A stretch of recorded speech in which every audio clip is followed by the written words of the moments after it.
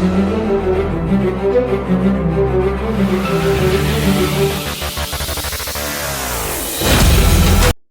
दोस्तों, स्वागत है आपका quick revision classes YouTube channel पर। आज आप करेंगे मॉक टेस्ट नंबर 28।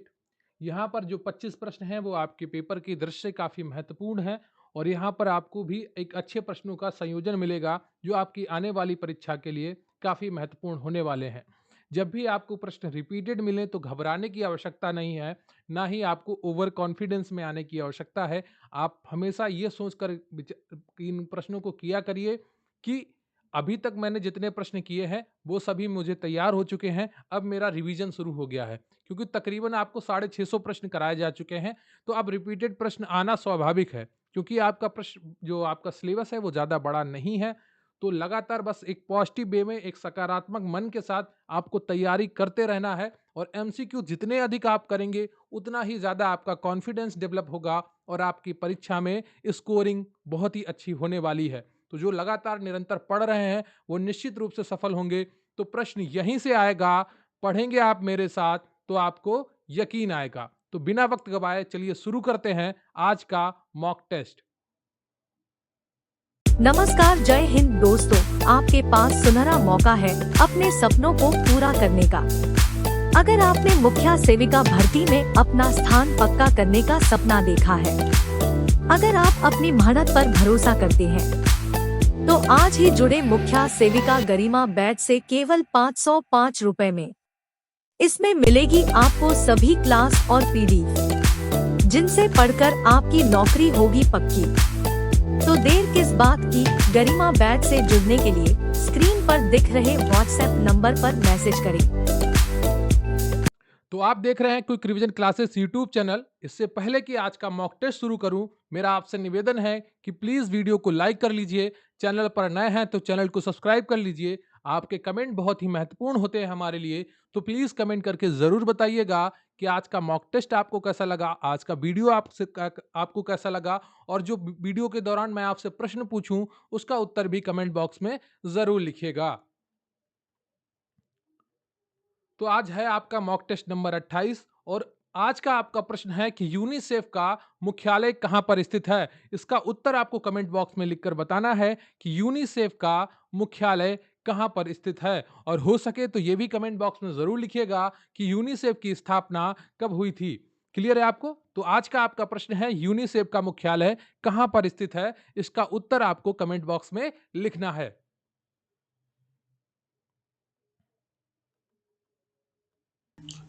तो आपका क्वेश्चन नंबर 1 है कि भारतीय नारियों के लिए निम्न में से कौन सा मूल्य सर्वोच्च है। ऑप्शन ए भौतिक, बी मानसिक, सी धार्मिक या डी इनमें से सभी। बताइए कौन सा ऑप्शन आपका सही है इनमें से। भारतीय नारियों के लिए निम्न में से कौन सा मूल्य सही है। बताइए निम्न में से कौन सा मूल्य सर्वोच्च है। यह समाजशास्त्र का प्रश्न है और आपको सही उत्तर देना है। इसकी जानकारी आपको होनी चाहिए, अगर आपने पढ़ा हो या ना हो। कॉमन सेंस का यह प्रश्न है। भारतीय नारियों के लिए निम्न में से कौन सा मूल्य सर्वोच्च है। ए भौतिक, बी मानसिक, सी धार्मिक, डी इनमें से सभी। तो पहले का कौन सा ऑप्शन सही हो जाएगा आपका? डी, इनमें से सभी। क्लियर है? डी ऑप्शन आपका बिल्कुल सही है। तो भारतीय नारियों को मूल्यों का आदर्श माना जाता है। भारत में भौतिक, मानसिक एवं धार्मिक सभी को उच्च मूल्य प्राप्त है। क्लियर है आपको? तो भारतीय नर नारियों को मूल्यों का आदर्श माना जाता है। भारत में भौतिक, मानसिक एवं धार्मिक सभी का उच्च मूल्य प्राप्त है। क्लियर है आपको? अगला प्रश्न है विवाह विच्छेद का सर्वाधिक प्रतिकूल प्रभाव पड़ता है। तो आपको बताना है कि विवाह विच्छेद का सर्वाधिक प्रतिकूल प्रभाव किन पर पड़ता है। ऑप्शन ए है आपका पति पर, बी है पत्नी पर, सी है बच्चों पर, डी इनमें से कोई नहीं। तो बताइए किस पर विवाह विच्छेद का सर्वाधिक प्रतिकूल प्रभाव पड़ता है। विवाह विच्छेद यानी कि तलाक यानी कि डाइवोर्स। तो बताइए इनमें से कौन सा ऑप्शन आपका सही है। विवाह विच्छेद का सर्वाधिक प्रतिकूल प्रभाव किस पर पड़ता है। तो इसका जो सही ऑप्शन है आपका वो कौन सा है? दूसरे का बताइए जल्दी से। सी ऑप्शन है। तलाक का या विवाह विच्छेद का या डाइवोर्स का सबसे प्रतिकूल प्रभाव किस पर पड़ता है? बच्चों पर पड़ता है। तो विवाह विच्छेद एक सर्वाधिक प्रतिकूल प्रभाव बच्चों पर पड़ता है। ठीक है, विवाह विच्छेद की स्थिति में पति और पत्नी एक दूसरे से अलग हो जाते हैं, जिससे बच्चों की देखभाल, उनकी परवरिश सही तरीके से नहीं हो पाती और उनके सभी प्रकार के विकास पर प्रतिकूल प्रभाव पड़ता है। क्लियर है आपको? तो एक एक चीज ध्यान से बस पढ़ते रहिए आप, और आपका एक एक चीज बिल्कुल क्लियर होती रहेगी। आपका अगला प्रश्न है, जब एक महिला 2 या 2 से अधिक पुरुषों से विवाह करती है तो वह विवाह क्या कहलाता है? बताइए। जब एक महिला 2 या 2 से अधिक पुरुषों से विवाह करती है तो वह विवाह क्या कहलाता है? ऑप्शन ए बहुपति विवाह, ऑप्शन बी बहुपत्नी विवाह, ऑप्शन सी सामूहिक विवाह या ऑप्शन डी धार्मिक विवाह। बताइए इनमें से कौन सा ऑप्शन आपका सही है? जब एक महिला 2 या 2 से अधिक पुरुषों से विवाह करती है तो वह विवाह क्या कहलाता है? बताइए। जब एक महिला 2 या 2 से अधिक पुरुषों से विवाह करती है तो वह विवाह क्या कहलाता है? बताइए इनमें से कौन सा ऑप्शन आपका सही हो जाएगा? बहुत ही आसान उत्तर है। तो इसका तीसरे का जो ऑप्शन आपका सही है वो कौन सा है? ए बहुपति विवाह कहलाता है। जब एक महिला 1 से अधिक पुरुषों से विवाह करती है तो वो बहुपति विवाह कहलाता है। क्लियर है आपको? बहुपत्नी विवाह यानी कि पॉलीगैमी, 1 से अधिक पत्नियां रखना बहुपत्नी विवाह होता है। और सामूहिक विवाह क्या होता है? सामूहिक विवाह समाज के भागीरथ बंधुओं द्वारा समाज हित में एक सार्थक सोच व अंगत कदम है। जैसे बहुत से लोगों जोड़ों को लिया और एक साथ उनका विवाह करवा दिया, जिससे क्या होता है कि उनकी शादियों का खर्चा खत्म हो जाता है। तो यह सामूहिक विवाह है। अगला है आपका, परिवार के प्रति निष्ठा एवं एकात्मकता का क्षीण हो जाना ही पारिवारिक विघटन है। इस किस विद्वान की परिभाषा है? बताइए। परिवार के बारे में यह कथन किस विद्वान का है? तो जितने भी कथन आपको पढ़ाए जा रहे हैं उन्हें आप याद करके रखिए, क्योंकि 4 से 5 कथन आपसे परीक्षा में पूछे जा सकते हैं। तो समाजशास्त्र में जो कथनों का मूल्य है वो बहुत ही ज्यादा है। एक एक कथन आपके लिए इंपॉर्टेंट हो जाता है विद्वानों का। तो परिवार के बारे में इन्होंने एक कथन दिया है कि परिवार के प्रति निष्ठा एवं एकात्मा का क्षीण हो जाना ही परिवार विघटन है। यह किस विद्वान की परिभाषा है? बताइए। बताइए किस विद्वान की यह परिभाषा है? तो ऑप्शन ए है आपका आर्टिन यूनिट, बी है न्यूमेयर, सी है मीड और डी है आपका रांगे राघव। तो एबीसीडी में कौन सा ऑप्शन सही है आपको कमेंट करके बताना है कि परिवार के प्रति निष्ठा एवं एकात्मा का क्षीण हो जाना ही पारिवारिक विघटन है। यह किस विद्वान की परिभाषा है? बताइए जल्दी से। तो चौथे का जो सही ऑप्शन है आपका वो है सी मीड। क्लियर है आपको? तो चौथे का सही ऑप्शन है मीड। क्लियर है आपको? तो परिवार मानवीय मूल्यों का आधार है। परिवार के माध्यम से ही मानवीय मूल्य एक पीढ़ी से दूसरी पीढ़ी को स्थानांतरित होता है। परिवार के विघटन को परिभाषित करते हुए मीड महोदय ने लिखा है कि परिवार के प्रति निष्ठा एवं एकात्मकता का क्षीण हो जाना ही परिवार का विघटन है। अगर आपकी परिवार के प्रति कोई रिस्पॉन्सिबिलिटी आप नहीं समझ रहे हैं, आपकी ईमानदारी, आपकी कर्तव्य परायणता परिवार के प्रति खत्म हो जाती है, तो क्या है? परिवार का विघटन वहीं से शुरू हो जाता है। क्लियर है आपको? तो ये चीजें हैं जो आपको ध्यान रखनी है। परिभाषाएं ये आपसे पूछी जाएंगी पेपर में 4 से 5, तो आप परिभाषाओं को जरूर ध्यान से पढ़िए। 2-4 ही टॉपिक हैं जहां से आपसे ज्यादा परिभाषाएं पूछी जा सकती हैं, क्योंकि वहां से प्रश्न दूसरे नहीं बनते हैं। तो एक तो आपका परिवार हो गया, ठीक है, और दूसरा है आपका सामाजिक परिवर्तन, वहां से आपके प्रश्न बनेंगे। अगला प्रश्न है आपका, निम्न में से कौन सी विशेषता संयुक्त परिवार की नहीं है? बताइए, निम्न में से कौन सी विशेषता संयुक्त परिवार की नहीं है? ऑप्शन है आपका ए सामूहिक निवास, और बी है आपका व्यक्तिगत स्वतंत्रता, सी है आपका सभी व्यक्तियों द्वारा अर्जित धन एक स्थान पर एकत्रित करना, ऑप्शन डी है पारस्परिक अधिकार एवं कर्तव्य। तो इसमें एक ऑप्शन आपको चुनना है जो संयुक्त परिवार से मैच नहीं करता हो। संयुक्त परिवार की कौन सी विशेषता नहीं है वो उत्तर आपको चुनना है। तो 5वें का कौन सा ऑप्शन आपका सही हो जाएगा? तो इसका सही उत्तर हो जाएगा आपका 5वें का बी, व्यक्तिगत स्वतंत्रता एकल परिवार में होती है। संयुक्त परिवार में नहीं होती। तो पांचवें का बी ऑप्शन आपका बिल्कुल सही हो जाता है। तो सामूहिक निवास सभी व्यक्तियों द्वारा अर्जित धन एक स्थान पर एकत्रित करना पारस्परिक अधिकार एवं कर्तव्य संयुक्त परिवार की व्यवस्था है, जबकि व्यक्तिगत स्वतंत्रता संयुक्त परिवार की व्यवस्था नहीं है। क्लियर है आपको? तो इसी तरीके से आपको सही करना है। तो भारतीय परिवार का मुख्य प्रतिरूप है संयुक्त परिवार। तो भारतीय परिवारों का मुख्य प्रतिरूप क्या है? सामूहिक परिवार। ठीक है, यह भारतीय संस्कृति का प्रतिमान है तथा प्राचीन समय से चली आ रही भारत के प्राचीन ग्रंथों में सभी इसका उल्लेख मिलता है। ठीक है, तो ये एक परंपरा है संयुक्त परिवार की जो प्राचीन समय से चलती आ रही है भारत में। अगला प्रश्न है आपका, दबाव डालने से पूर्व क्या सोचना आवश्यक नहीं है? बताइए, दबाव डालने से पूर्व क्या सोचना आवश्यक नहीं है? ऑप्शन ए है आपका दबाव किस पर डाला जाए, ऑप्शन बी है आपका दबाव कैसे डाला जाए, और ऑप्शन सी है आपका दबाव क्यों डाला जाए, और ऑप्शन डी है आपका दबाव कहां डाला जाए। ठीक है, कहीं डाला जाए या कहां डाला जाए, बात एक ही है। तो एबीसीडी में बताइए कौन सा ऑप्शन आपका सही हो जाएगा? दबाव डालने से पूर्व क्या सोचना आवश्यक नहीं है? एबीसीडी में कौन सा ऑप्शन आपका सही हो जाएगा छठे का? तो छठे का जो सही ऑप्शन है आपका सी, दबाव क्यों डाला जाए यह सोचना आवश्यक नहीं है। ठीक है, सोचना, दबाव आप डालने सोच रहे तो ये आप पहले से ही आपको पता होगा कि दबाव आपको क्यों डालना है। तो सोचना क्या है दबाव डालने से पूर्व कि दबाव किस पर डालना जाए, दबाव कैसा डाला जाए और दबाव कहां डाला जाए। ठीक है, तो दबाव क्यों डाला जाए, दबाव डालने से पूर्व यह सोचना आवश्यक नहीं है।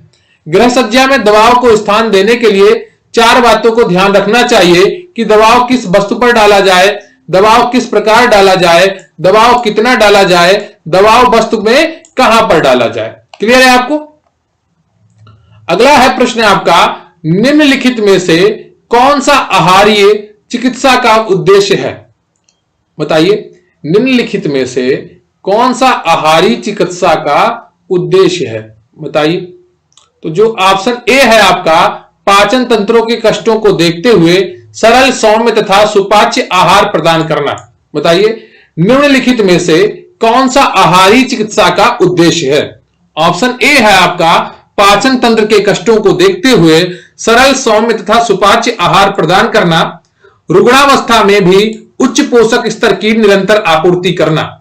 ऑप्शन सी है आपका शरीर के प्रभावित अंगों को पर्याप्त विश्राम प्रदान करना, या डी ऑप्शन इनमें से सभी। तो बताइए कौन सा ऑप्शन आपका सही है? सातवां प्रश्न है कि निम्नलिखित में से कौन सा आहारीय चिकित्सा का उद्देश्य है? तो बताइए एबीसीडी में कौन सा ऑप्शन आपका सही हो जाएगा? तो सातवें का जो सही ऑप्शन है आपका वो है डी। क्लियर है आपको? डी ऑप्शन आपका सही है।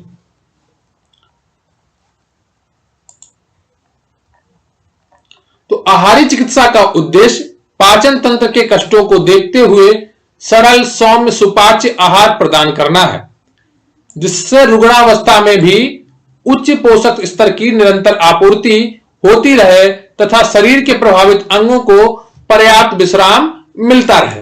क्लियर है आपको? तो एक एक चीज आपको कंप्लीट कराई जा रही है, आप निरंतरता से पढ़ते रहें और निश्चित रूप से आपको सफलता मिलेगी। अगर आप बाकायदा सिलेबस पढ़ना चाहते हैं तो आप गरिमा बैच ज्वाइन कर सकते हैं। नंबर है 94,533,66,279। व्हाट्सएप पर आप मैसेज करेंगे, आपको पूरी जानकारी प्रोवाइड कर दी जाएगी। आज मैं नई डिवाइस पर ये आपकी क्लास रिकॉर्ड कर रहा हूं, तो प्लीज जरूर बताइएगा कि क्या आवाज आपको सही आ रही है, पहले से अच्छी आ रही है या पहले से खराब आ रही है या पहले जैसी ही आ रही है। इसका उत्तर कमेंट बॉक्स में जरूर लिखकर बताइएगा। क्लियर है आपको? तो अगला प्रश्न है आपका, शरीर के तापक्रम में 1 फ़ारेनहाइट परिवर्तन होने से ऊर्जा ह्रास होती है। बताइए, शरीर के तापक्रम में 1 फ़ारेनहाइट परिवर्तन होने से ऊर्जा ह्रास कितनी होती है, यह आपको बताना है। ऑप्शन ए है आपका 2%, बी है 4%, सी है 5%, डी है 7%। तो बताइए इनमें से एबीसीडी में से कौन सा ऑप्शन आपका सही हो जाएगा? शरीर के तापक्रम में 1 फ़ारेनहाइट परिवर्तन होने से ऊर्जा ह्रास होती है। तो एबीसीडी का कौन सा ऑप्शन आपका सही हो जाएगा? आठवें का जो सही ऑप्शन है आपका वो डी है, 7%। क्लियर है आपको? इसका ऑप्शन डी सही है, बिल्कुल सही है। ऑप्शन कौन सा है? डी है। क्लियर है आपको? कौन सा ऑप्शन आपका सही है? डी ऑप्शन बिल्कुल सही है। तो शरीर के तापक्रम में 1 फ़ारेनहाइट परिवर्तन होने पर 60% ऊर्जा ह्रास होती है। ठीक है, यहां पर ह्रास होगा, अतः ज्वर की दशा में ऊर्जा की मांग बढ़ जाती है। क्लियर है? अगला प्रश्न है आपका 9वां, काम करने वाली एक औरत, यहां पर औरत होगा, ठीक है, औसत है, ठीक है, सॉरी, स्त्री बाद में लिखा है। काम करने वाली एक औसत वयस्क स्त्री को एक दिन में कुल कैलोरी की आवश्यकता होती है। बताइए, काम करने वाली एक औसत वयस्क स्त्री को एक दिन में कुल कितनी कैलोरी की आवश्यकता होती है? ऑप्शन है आपका ए 1790, बी 2060, सी 1900, डी 2880। बताइए एबीसीडी में कौन सा ऑप्शन आपका सही है? काम करने वाली एक औसत वयस्क स्त्री को एक दिन में कुल कितनी कैलोरी की आवश्यकता होती है? तो इसका जो सही ऑप्शन है आपका 9 का, वो कौन सा है? 9 का सही ऑप्शन है आपका बी 2060। क्लियर है आपको? 2060 ऑप्शन आपका बिल्कुल सही है। तो काम करने वाली एक औसत वयस्क महिला को एक दिन में 2060 कैलोरी की आवश्यकता होती है। अगला प्रश्न है आपका, अगर एक बच्चे में पौष्टिकता की कमी है तो उसके सर की परिधि क्या होगी? आपको बताना है कि अगर एक बच्चे में पौष्टिकता की कमी है तो उसके सर की परिधि क्या होगी? ऑप्शन है आपका ए छाती से छोटी होती है, बी छाती से बड़ी होती है, सी छाती के बराबर होती है, डी छाती से कोई संबंध नहीं होता। अगर एक बच्चे में पौष्टिकता की कमी है तो उसके सर की परिधि और छाती के बीच क्या संबंध होगा? इसका उत्तर आपको देना है एबीसीडी में से ऑप्शन सेलेक्ट करके। तो 10 का कौन सा ऑप्शन आपका सही हो जाएगा? 10 का जो सही ऑप्शन है आपका वो है आपका ए, क्या है? छाती से छोटी होती है। क्लियर है? तो अगर एक बच्चे में पौष्टिकता की कमी है तो उसके सर की परिधि छाती से छोटी होती है। क्लियर है आपको? ए ऑप्शन आपका बिल्कुल सही है 10 का। अगला प्रश्न है आपका, ट्राइडजिल टेस्ट निम्न में से किससे संबंधित है? बताइए, ट्राइडजिल टेस्ट निम्न में से किससे संबंधित है? ऑप्शन ए है आपका भोजन का ज्ञानेंद्रिय मूल्यांकन, बी है भोजन के प्रोटीन का अनुमान, सी है भोजन में वसा का मूल्यांकन, डी है उपरोक्त में से कोई नहीं। तो बताइए एबीसीडी में कौन सा ऑप्शन आपका सही हो जाएगा? ट्राइडजिल टेस्ट निम्न में से किससे संबंधित है? ऑप्शन ए है आपका भोजन का ज्ञानेंद्रिय मूल्यांकन, बी भोजन के प्रोटीन का अनुमान, सी भोजन में वसा का मूल्यांकन, या डी उपरोक्त में से कोई नहीं। तो एबीसीडी में से कौन सा ऑप्शन आपका सही है? जल्दी से बताइए। तो 11वें का जो सही ऑप्शन है आपका वो कौन सा है? 11वें का सही ऑप्शन है आपका ए भोजन का ज्ञानेंद्रिय मूल्यांकन। ठीक है, ट्राइडजिल टेस्ट में क्या किया जाता है? भोजन का ज्ञानेंद्रिय मूल्यांकन किया जाता है। क्लियर है आपको? तो 11 का ए ऑप्शन बिल्कुल सही हो जाएगा।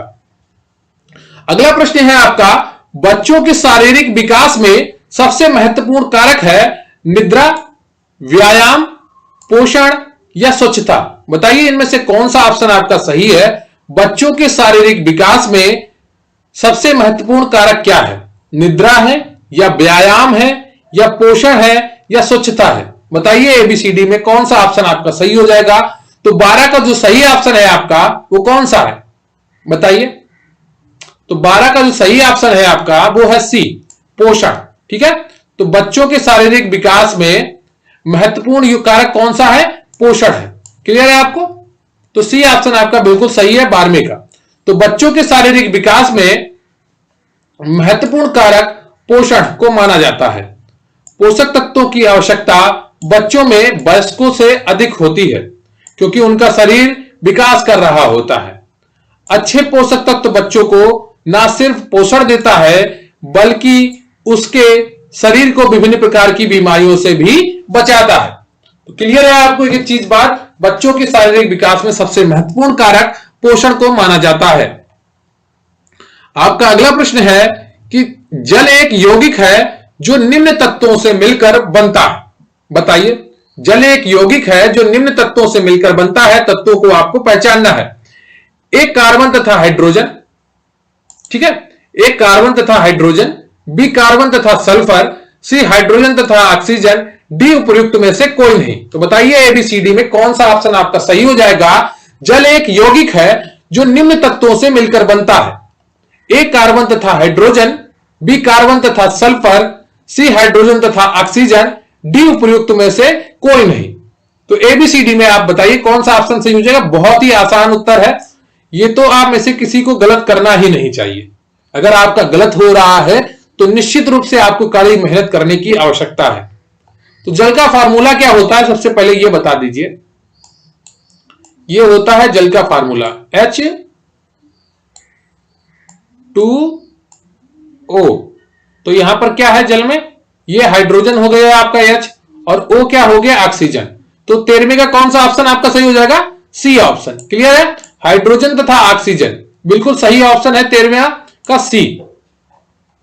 तो जल एक अकार्बनिक यौगिक है, अकार्बनिक यौगिक है। जल हाइड्रोजन एवं ऑक्सीजन के रासायनिक संयोग से बनता है। जल का रासायनिक सूत्र H2O होता है, 2 यहां पर नीचे होगा, उससे आप स्वयं से कर लेंगे। ठीक है, जख्म भरने में निम्नलिखित तत्व शामिल है, बताइए। जख्म भरने में निम्नलिखित में से कौन सा तत्व शामिल है। ऑप्शन ए है आपका कैल्शियम, बी है आपका सोडियम, सी है आपका जस्ता, डी है आपका मैग्नीशियम। तो एबीसीडी में कौन सा ऑप्शन आपका सही है, जख्म भरने में निम्नलिखित में से कौन सा तत्व शामिल है। तो 14वें का जो सही ऑप्शन है आपका वो है सी, जस्ता। क्लियर है आपको, जस्ता ऑप्शन आपका बिल्कुल सही है, ये जख्म भरने के लिए तत्वों में शामिल है। ठीक है, तो सी ऑप्शन आपका 14वें का बिल्कुल सही हो जाता है। भोजन में पर्याप्त मात्रा में जस्ता यानी कि जिंक उपस्थित हो तो घाव शीघ्रता से भरते हैं। जस्ते के कारण ऊतक के कोलेजन संश्लेषण सिंथेसिस की क्षमता बढ़ जाती है, फलतः घाव जल्दी भरता है। जस्ता कार्बनिक एनहाइड्रेज का प्रमुख तत्व है। क्लियर है आपको।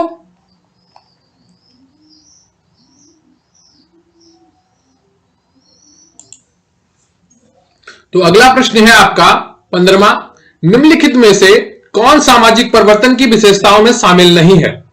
ए सामाजिक परिवर्तन की प्रकृति सामाजिक होती है, बी सामाजिक परिवर्तन एक जटिल तथ्य है, सी सामाजिक परिवर्तन एक सार्वभौमिक घटना है, डी सामाजिक परिवर्तन की गति समान एवं अतुलनीय है। तो बताइए इसमें से कौन सा ऑप्शन आपका बिल्कुल सही हो जाएगा जो सामाजिक परिवर्तन की विशेषताओं में शामिल नहीं है। तो ये आज गरिमा बैच में पढ़ाया हुआ प्रश्न है और उनको उन सभी को ये प्रश्न बिल्कुल सही करना चाहिए। मुझे उम्मीद है कि उन लोगों ने क्लास अटेंड की होगी और अच्छे से एक एक चीज को पढ़ा होगा। तो बताइए इनमें से कौन सा ऑप्शन आपका सही हो जाएगा एबीसीडी में। निम्नलिखित में से कौन सामाजिक परिवर्तन की विशेषताओं में शामिल नहीं है। ए सामाजिक परिवर्तन की प्रकृति सामाजिक होती है, बी सामाजिक परिवर्तन एक जटिल तथ्य है, सी सामाजिक परिवर्तन एक सार्वभौमिक घटना है, या डी सामाजिक परिवर्तन की गति समान एवं अतुलनीय है। तो बताइए एबीसीडी में कौन सा ऑप्शन आपका सही हो जाएगा। तो 15वें का जो सही ऑप्शन है आपका वो कौन सा है, डी, समान नहीं होती है। कभी भी सामाजिक परिवर्तन की गति समान नहीं होती है। तो डी ऑप्शन आपका बिल्कुल सही हो जाएगा, यह सामाजिक परिवर्तन की विशेषता नहीं होती है। तो सामाजिक परिवर्तन एक सतत प्रक्रिया है जो सबके जीवन में घटित होती रहती है। सामाजिक परिवर्तन की प्रकृति सामाजिक होती है तथा बहुत जटिल प्रक्रिया है। यह प्रकृति में सार्वभौमिक घटना है। सामाजिक परिवर्तन की गति असमान तथा तुलनात्मक होती है। क्लियर है आपको। तो आपको एक एक चीज समझ में आ रही होगी अगर आप मन लगाकर पढ़ाई कर रहे होंगे। अगर आपने अभी तक चैनल को सब्सक्राइब नहीं किया है प्लीज चैनल को सब्सक्राइब कर लीजिए और वीडियो को लाइक कर लीजिए। अगर आपको आवाज सही सुनाई दे रही है तो प्लीज कमेंट करके जरूर बताइएगा। अगर अच्छी सुनाई दे रही है पहले से तो यह भी कमेंट करके जरूर बताइएगा। निम्नलिखित में से कौन अंतरपीढ़ी संघर्ष के कारणों में शामिल नहीं है। ऑप्शन ए पश्चिमी मूल्य, बी आधुनिक शिक्षा, सी परिवार की संरचना में परिवर्तन, या मानवीय मूल्य। बताइए कौन अंतरपीढ़ी संघर्ष के कारणों में शामिल नहीं है। ए पश्चिमी मूल्य, बी आधुनिक शिक्षा, सी परिवार की संरचना में परिवर्तन, डी मानवीय मूल्य। तो एबीसीडी में कौन सा ऑप्शन आपका सही है आपको उत्तर कमेंट करके बताना है। क्लियर है आपको, जल्दी से बताइए एबीसीडी में कौन सा ऑप्शन आपका सही है 16वें में। तो 16वें का सही ऑप्शन है आपका डी, ये मानवीय मूल्य। यह अंतरपीढ़ी के संघर्षों के कारणों में शामिल नहीं है। अंतरपीढ़ी संघर्ष के प्रमुख कारण पश्चिमी मूल्य है, आधुनिक शिक्षा है, नैतिकता के बदले प्रतिमान है, राजनीतिक चेतना है, औद्योगिकीकरण है, नगरीकरण है। मानवीय मूल अंतरपीढ़ी संघर्ष को कम करने में सहायक होते हैं। क्लियर है आपको? अगला प्रश्न है आपका कि परिहास संबंध है, यह परिवार टॉपिक से जुड़ा हुआ प्रश्न है, इसे आपको पढ़ना चाहिए। बताइए परिहास संबंध किन रिश्तों के बीच में होता है, वो आपको पहचानना है। पिता एवं पुत्र के मध्य में क्या परिहास होता है? क्या माता एवं पुत्री के मध्य में परिहास होता है? या पिता एवं पुत्री के मध्य में परिहास होता है? या जीजा और साली के मध्य में परिहास संबंध होता है? एबीसीडी में आपको पहचानना है परिहास संबंध किनके मध्य में होता है। बताइए 17वां का कौन सा ऑप्शन आपका सही हो जाएगा? उम्मीद करता हूं आप लोग सही उत्तर देंगे इसका। तो परिहास होता है, अर्थ होता है मजाक करना। ठीक है, तो मजाक कई लेवल का होता है, अलग अलग संस्कृति में, अलग अलग माहौल में, अलग अलग परिवारों में ये अलग अलग तरीके से होता है। तो 17वें का कौन सा ऑप्शन आपका सही है? परिहास संबंध किनके बीच में होता है? तो 17वें का जो सही ऑप्शन है आपका वो डी है। कौन सा है? डी ऑप्शन इसका 17वें का बिल्कुल सही है। जीजा तथा साली के मध्य में परिहास संबंध होता है। ठीक है, तो परिहास संबंध यानी कि जोकिंग रिलेशनशिप जीजा साली, देवर भाभी, ननद भाभी आदि के मध्य पाई जाती है। परिहास के अंतर्गत हंसी मजाक आता है, गाली गलौज आता है, अश्लील और भद्दे कथन आदि का समावेश होता है। यह अलग अलग परिस्थितियों में, अलग अलग समाज में अलग अलग तरीके से पाया जाता है। क्लियर है आपको? अगला है आपका प्रश्न कि किस वर्ष के हिंदू विवाह अधिनियम के अंतर्गत हिंदुओं को तलाक के प्रावधान प्रदान किए गए? बताइए किस वर्ष हिंदू विवाह अधिनियम के अंतर्गत हिंदुओं को तलाक के प्रावधान प्रदान किए गए? ए है आपका 1955, बी 1956, सी 1961, डी 1973। तो एबीसीडी में कौन सा ऑप्शन आपका सही है? 18 में बताइए किस वर्ष हिंदू विवाह अधिनियम के अंतर्गत हिंदुओं को तलाक के प्रावधान प्रदान किए गए? तो 18वें का जो सही ऑप्शन है आपका वो कौन सा हो जाएगा? बताइए। तो 18वें का जो सही ऑप्शन है आपका वो है आपका ए 1955 में। 1955 में क्या किया गया? हिंदू विवाह अधिनियम आया और उसके अंतर्गत तलाक के प्रावधान प्रदान किए गए। हिंदू विवाह अधिनियम 1955 में पास किया गया जिसके अनुसार तलाक के लिए दोनों पक्षकारों का समान रूप से सहमति अनिवार्य है। धारा 13 में विवाह विधि संशोधन अधिनियम 1976 बगैर पारस्परिक दोष साबित किए जाने के बावजूद पक्षकारों को परस्पर सहमति से विवाह विच्छेद की आज्ञप्ति प्राप्त करने का हक दे दिया गया। ठीक है, तो ये चीजें हैं, तो कानूनी भाषा लिखी हुई है, हो सकता है आपको समझ में ना आए, पर आपको जो मेन तथ्य था वो यही था कि कब पारित हुआ? 1955 में। ठीक है, अगला है आपका घरेलू हिंसा अधिनियम कब प्रभावी हुआ? ए 10 अप्रैल 2005 को, बी 17 मई 2006 को, सी 26 अक्टूबर 2006 को, डी 27 नवंबर 2005 को। तो एबीसीडी में कौन सा ऑप्शन आपका सही है? जल्दी से बताइए। घरेलू हिंसा अधिनियम कब प्रभावी हुआ? ए 10 अप्रैल 2005 को, बी 17 मई 2006 को, या सी 26 अक्टूबर 2006 को, या 27 नवंबर 2005 को। तो 19 का कौन सा ऑप्शन आपका सही हो जाएगा? सी 26 अक्टूबर 2006 को घरेलू हिंसा अधिनियम प्रभावी हुआ। क्लियर है आपको? ये कई बुकों में गलत भी लिखा है, एक बार तो मैं भी धोखा खा गया था। तो ये 26 अक्टूबर 2006 ही है, इसको आप सही याद रखिएगा। ठीक है, घरेलू हिंसा अधिनियम 2005 26 अक्टूबर 2006 को प्रभावी हुआ। अगला प्रश्न है आपका हिंदू कोड बिल द्वारा लड़कियों की कानूनी विवाह उम्र को बढ़ाकर 15 वर्ष किया गया था। ठीक है, तो बताइए। ए ऑप्शन है 1920 और बी ऑप्शन है आपका 1930, सी ऑप्शन है 1958, डी ऑप्शन है आपका 1956। तो बताइए एबीसीडी में कौन सा ऑप्शन आपका सही है? यहां पर आप 1955 कर सकते हैं। ठीक है, 1955। ठीक है, आप इसे 1955 या 1956 कर सकते हैं, क्योंकि जब 1955 लिख के आएगा तो आप 1955 सही करेंगे, और जब 1956 लिख के आएगा तो 1956 सही करेंगे, क्योंकि यह अधिनियम 1956 से लागू हुआ था, बना 1955 में था। तो हिंदू कोड बिल द्वारा लड़कियों के कानूनी विवाह उम्र को बढ़ाकर 15 वर्ष किया गया था। तो एबीसीडी में कौन सा ऑप्शन आपका सही है बताइए।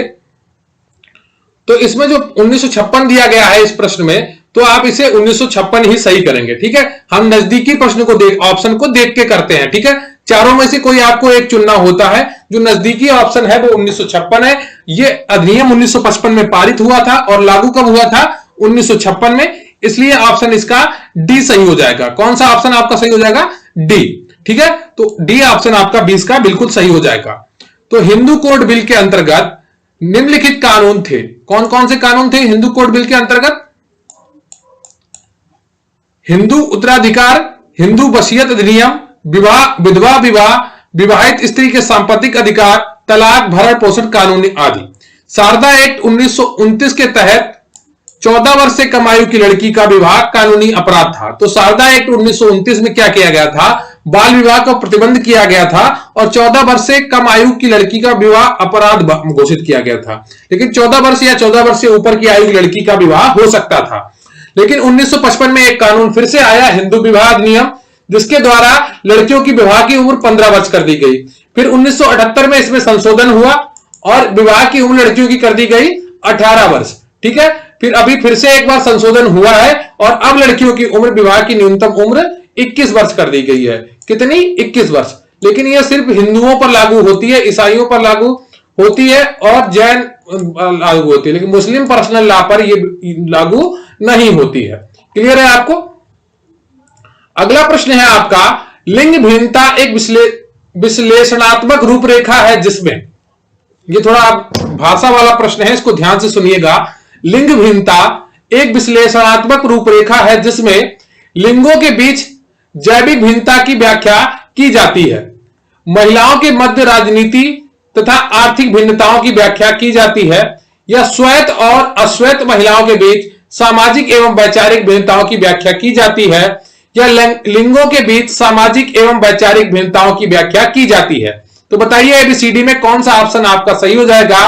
प्रश्न है आपका, लिंग भिन्नता एक विश्लेषणात्मक रूपरेखा है जिसमें, तो एबीसीडी में कौन सा ऑप्शन आपका सही हो जाएगा बताइए जल्दी से। तो 21 का जो सही ऑप्शन है आपका वो कौन सा है बताइए। 21 का जो सही ऑप्शन है आपका वो डी है। कौन सा है? डी है। क्लियर है आपको? तो डी ऑप्शन आपका बिल्कुल सही है। लिंगों के बीच सामाजिक एवं वैचारिक भिन्नताओं की व्याख्या की जाती है। ठीक है, तो उत्तर डी ऑप्शन आपका सही हो जाएगा। लिंग यानी कि जेंडर भिन्नता पर सामाजिक रूप से एक निर्मित कोटि है, जबकि सेक्स एक जैविकीय कोटि है। इसलिए लिंगों के बीच सामाजिक एवं वैचारिक भिन्नताओं की व्याख्या की जाती है। क्लियर है आपको? आपका अगला प्रश्न है, निम्नलिखित में से किस कारक के परिणाम स्वरूप जनसांख्यिकी खिड़की नहीं खुलती है बताइए। निम्नलिखित में से किस कारक के परिणाम स्वरूप जनसांख्यिकी खिड़की नहीं खुलती है? ऑप्शन ए है आपका प्रवासन, बी है प्रजननता में लगातार कमी, सी है आपका श्रम शक्ति में बच्चों के प्रवेश, या डी आपका जरा उग्र अवस्था में जीवन प्रत्याशा में सुधार का अभाव। तो एबीसीडी में कौन सा ऑप्शन आपका सही है? निम्नलिखित में से किस कारक के परिणाम स्वरूप जनसांख्यिकी खिड़की नहीं खुलती है? तो इसका सही उत्तर हो जाएगा आपका कौन सा हो जाएगा? C option. ठीक है, सी ऑप्शन बिल्कुल सही है। श्रम शक्ति में बच्चों का प्रवेश जनसांख्यिकी खिड़की नहीं खोलता है। क्लियर है आपको?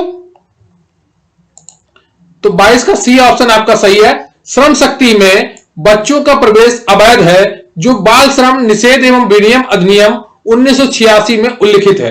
तो आपसे प्रश्न यह भी पूछा जा सकता है कि बाल श्रम निषेध एवं विनियमन अधिनियम कब आया था? तो इसका उत्तर क्या हो जाएगा? 1986। ठीक है, यह बाल विकास के अंतर्गत यह प्रश्न आपसे पूछा जा सकता है। अतः इस कारक को जनसांख्यिकी में शामिल नहीं किया जाता है। क्लियर है आपको? अगला प्रश्न है आपका, तो यह भी देखिए, यह समाज कार्य से जुड़ा हुआ प्रश्न है कि भारतीय समाज कार्य के जनक कौन थे? ऑप्शन ए है आपका आर के मुखर्जी, बी डीपी मुखर्जी, सी राधा कमल मुखर्जी, डी कुमारप्पा। तो एबीसीडी में कौन सा ऑप्शन आपका सही हो जाएगा जल्दी से बताइए। भारतीय समाज कार्य के जनक कौन थे? ए आर के मुखर्जी, बी डीपी मुखर्जी, सी राधा कमल मुखर्जी, डी कुमारप्पा। तो एबीसीडी में जो सही ऑप्शन है आपका वो कौन सा है, जल्दी से बताइए। एबीसीडी में जो इसका ऑप्शन सही है वो कौन सा है, बी है डीपी मुखर्जी। कौन सा ऑप्शन सही है, बी है आपका डीपी मुखर्जी वाला ऑप्शन बिल्कुल सही है 23 का। तो डीपी मुखर्जी को भारतीय समाज कार्य का जनक कहा माना जाता है। समाज कार्य या समाज सेवा एक शैक्षिक एवं व्यवसायिक विधा है जो सामुदायिक संगठन एवं अन्य विधियों द्वारा लोगों एवं समूह के जीवन स्तर को उन्नत बनाने का प्रयत्न करता है। जिनको भी ये वीडियो बड़ा लगा करें वो 1.2 पे स्पीड सेट करके भी वीडियो देख सकते हैं। आपको पढ़ना चाहिए, चाहे जैसे आप पढ़ें, आपको एक एक प्रश्न देखना चाहिए। सभी प्रश्न आपके लिए महत्वपूर्ण होते हैं। अगला प्रश्न है आपका, महिलाओं एवं बच्चों एवं शारीरिक दृष्टि से भिन्न समूहों के लिए केंद्रीय समाज कल्याण बोर्ड की स्थापना कब की गई? बताइए। महिलाओं, बच्चों एवं शारीरिक दृष्टि से भिन्न समूहों के लिए केंद्रीय समाज कल्याण बोर्ड की स्थापना कब की गई? ऑप्शन है आपका अगस्त 1953, बी सितंबर 1957, सी अगस्त 1955, डी सितंबर 1958। तो एबीसीडी में कौन सा ऑप्शन आपका सही हो जाएगा, बताइए। 24 का सही ऑप्शन कौन सा है? तो 24 का सही ऑप्शन है आपका ए। क्लियर है? अगस्त 1953 बिल्कुल सही ऑप्शन है। तो महिलाओं, बच्चों एवं शारीरिक दृष्टि से भिन्न समूहों के लिए केंद्रीय समाज कल्याण बोर्ड द्वारा स्थापना की गई थी, 1953 में की गई थी। ठीक है, तो इस बोर्ड के द्वारा महिला कल्याण व विकास और सशक्तिकरण व स्वैच्छिक संगठनों के साथ भागीदारी निश्चित करना व अत्यधिक प्रगतिशील इकाई में पहचान बनाना है। ठीक है, तो अगला प्रश्न है आपका, कौन सा नारीवादी सिद्धांत इस विश्वास से अभिलक्षित होता है कि पितृतंत्र महिलाओं के उत्पीड़न का प्रमुख तथा सार्वभौमिक सर्वदेशिक कारण है? बताइए। ए समाजवादी नारीवाद, बी क्रांतिकारी नारीवाद, सी उदारवादी नारीवाद, डी सांस्कृतिक नारीवाद। तो बताइए इनमें से कौन सा ऑप्शन आपका सही हो जाएगा। प्रश्न एक बार फिर से सुनिए, थ्योरी का प्रश्न है, ध्यान से पढ़ सुनिएगा। कौन सा नारीवादी सिद्धांत इस विश्वास से अभिलक्षित होता है कि पितृतंत्र महिलाओं के उत्पीड़न का प्रमुख तथा सार्वभौमिक कारण है? तो ए है आपका समाजवादी नारीवाद, बी है आपका क्रांतिकारी नारीवाद, सी है उदारवादी नारीवाद, डी है सांस्कृतिक नारीवाद। तो एबीसीडी में कौन सा ऑप्शन आपका सही हो जाएगा 25 में? तो 25 का जो सही ऑप्शन है आपका वो बी है। क्रांतिकारी नारीवाद का मानना होता है कि जो महिलाओं की दुर्गति है, महिलाओं के साथ जो उत्पीड़न होता है उसका सिर्फ और सिर्फ पितृतंत्र है। ठीक है, जहां पर पितृ सत्ता है वहीं पर महिलाओं के साथ उत्पीड़न होता है, ऐसा उनका मानना है। क्लियर है आपको? तो क्रांतिकारी नारीवाद सिद्धांत इस विश्वास से अभिलक्षित होता है कि पितृतंत्र महिलाओं के उत्पीड़न का प्रमुख तथा सार्वभौमिक सर्वदेशिक कारण है। क्लियर है आपको? तो आपने अच्छे से एक एक प्रश्न अभी तक पढ़ा है। प्लीज चैनल को सब्सक्राइब कर लीजिए और वीडियो को लाइक कर लीजिए। कमेंट करके जरूर बताइएगा कि आपको वीडियो कैसा लगा। और नमस्कार, जय हिंद दोस्तों, आपके पास सुनहरा मौका है अपने सपनों को पूरा करने का। अगर आपने मुखिया सेविका भर्ती में अपना स्थान पक्का करने का सपना देखा है, अगर आप अपनी मेहनत पर भरोसा करते हैं, तो आज ही जुड़े मुखिया सेविका गरिमा बैच से केवल 505 रुपए में। इसमें मिलेगी आपको सभी क्लास और पीडीएफ, जिनसे पढ़कर आपकी नौकरी होगी पक्की। तो देर किस बात की, गरिमा बैच से जुड़ने के लिए स्क्रीन पर दिख रहे व्हाट्सएप नंबर पर मैसेज करें। तो ये रहा आपका मॉक टेस्ट नंबर 28। कुल कितने प्रश्न आपने सही किए कमेंट करके जरूर बताइएगा। और जो आज आपसे प्रश्न पूछा गया है कि यूनिसेफ का मुख्यालय कहां पर स्थित है, उसका उत्तर भी कमेंट बॉक्स में जरूर लिखिएगा। मुझे आपके कमेंट्स का इंतजार रहता है और मैं आपके कमेंट्स पढ़कर काफ़ी अच्छा लगता है कि आप लगातार इन मॉक टेस्ट को कर रहे हैं और अपनी तैयारी को मजबूत कर रहे हैं। आप जितना अच्छा स्कोर करेंगे उतना ही आपके लिए फ़ायदेमंद साबित होगा जब आप मुख्य सेविका की परीक्षा में बैठे होंगे। तो लगातार पढ़ते रहिए एक सकारात्मक सोच के साथ, और आप उन हजारों लोगों से आगे पहुंच चुके हैं जो अभी शॉर्ट लिस्टिंग का वेट कर रहे हैं कि शॉर्ट लिस्टिंग आएगी तब पढ़ाई शुरू करेंगे। अगर आपने अभी तक पढ़ाई शुरू कर दी है और आपका 60 से 70% सिलेबस कंप्लीट हो रहा है गरिमा बैच में, तो निश्चित रूप से आप काफ़ी आगे निकल चुके हैं उन हज़ारों लोगों से जो शॉर्ट लिस्टिंग का वेट कर रहे हैं और एग्ज़ाम डेट का वेट कर रहे हैं। तो इसी तरीके से पढ़ते रहिए, मेरी शुभकामनाएँ आपके साथ हैं। आप सभी का निश्चित रूप से होगा, अगर आप मेहनत कर रहे हैं, अपनी काबिलियत पर भरोसा बनाकर रखें, निश्चित रूप से आप सफल होंगे। तो प्लीज़ चैनल को सब्सक्राइब कर लीजिएगा, वीडियो को लाइक कर लीजिएगा और बहुत-बहुत धन्यवाद आपका। Thank you very much. जय हिंद, जय भारत।